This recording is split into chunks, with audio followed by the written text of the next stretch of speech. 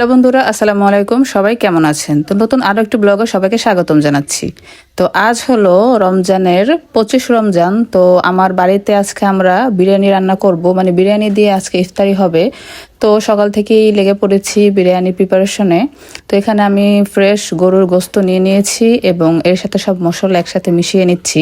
তো এখানে মশলা আদা বাটা, রসুন বাটা, পেঁয়াজ বাটা, ধনিয়া গুঁড়ো, জিরে গুঁড়ো, এলাচি দারচিনি গুঁড়ো, তারপর আছে গোলমরিচের গুঁড়ো, পরিমাণ মতো লবণ, সয়াবিন তেল দিয়ে ভালোভাবে মেখে নিচ্ছি। আর এদিকটা নিয়ে নিয়েছি চিনি গুঁড়া, পোলাওয়ের চাল।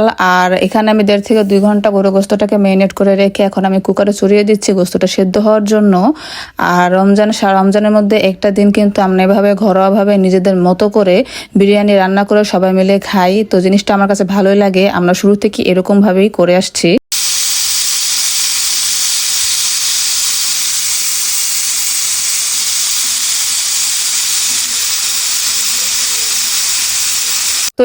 এরপর কুকারটা 4 থেকে 5টা সিটি দেওয়ার পর আমি এটাকে নামিয়ে নিয়েছি। তো নামিয়ে দেখছি গোস্তটা ভালোই সেদ্ধ হয়েছে, কিন্তু ঝোল অনেকটা আছে। তো আরবার আমি এটা থেকে একটা পাত্রে আবার গোস্তটা ঢেলে নিচ্ছি এবং চুলায় আবারও চড়িয়ে দিচ্ছি ঝোলটা একটু শুকিয়ে নেওয়ার জন্য। আর যে বিরিয়ানি যে মশলাটা আছে সেই মশলাটা দিয়ে দিচ্ছি।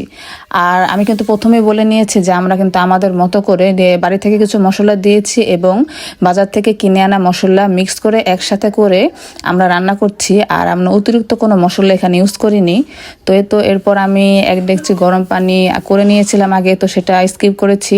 আর এখানে আমি একটা ডেকচি চড়িয়ে দিয়েছি পোলাওটা সিদ্ধ করার জন্য। আর এখানে কিন্তু আমি গোস্ত আলাদা রান্না করছি আর পোলাওটা আলাদা রান্না করছি, এরপর দুটো একসাথে মিক্স করব। চুলার মধ্যে তেল চড়িয়ে এর মধ্যে পেঁয়াজটাকে একটু ভেজে আদা রসুন বাটা দিয়ে দিচ্ছি। এরপর আমি কাঁচামরিচ দিয়ে দিলাম, এলাচি দারচিনি দিলাম। এরপর আমি পোলাও চালটা এর মধ্যে ঢেলে দিয়েছি। তো পোলাও চালটা দিয়ে এরপর আমি পরিমাণ মতো পানি দিচ্ছি। তো পানিটা দেওয়ার পর এখন আমি ঢেকে নিচ্ছি।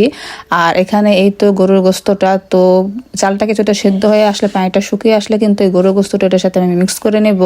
তো এই তো দেখতে পাচ্ছেন যে পুরো তরকারিটা আমি এর মধ্যে ঢেলে দিচ্ছি। আর বিরিয়ানি রান্নার মধ্যে এই মানে বড় বেশি করে রান্না করা হলে দেখছি যে নাড়াচাড়া দেওয়াটা এটাই কিন্তু সবচেয়ে কঠিন একটা কাজ। মানে এখান দিয়ে হাতটাও পুড়ে যায়, গরমের হিট লাগে, আবার এখান দিয়ে না নাড়া দিলে নিজেদের লেগেও যায়। তো এদিকটায় আবার আমি পেঁয়াজ বেরেস্তা করছি বিরিয়ানির উপরে দেওয়ার জন্য। তো এই তো আমার পেঁয়াজ বেরেস্তাগুলো হয়ে গিয়েছে, আমি এগুলোকে ছেঁকে নিচ্ছি তেলটা ঝরিয়ে। আর এদিকটা আমার বিরিয়ানি রান্নাও শেষ। এই তো আমি নামিয়ে নিচ্ছি এবং একসাথে করে এক জায়গায় চাপ দিয়ে রেখে দিচ্ছি।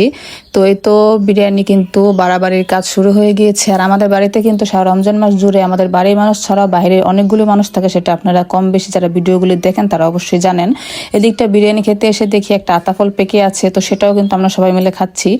আর এই তো আমরা ইফতারের জন্য বসে গিয়েছি। তো আমি কিন্তু অনেক কষ্ট করে একটা ভিডিও তৈরি করি আমার ঘরের কাজের ফাঁকে ফাঁকে। তো আপনাদের কাছে আমার ভিডিওগুলি কেমন লাগে অবশ্যই জানাবেন, ভালো লাগলে অবশ্যই শেয়ার করে দিবেন।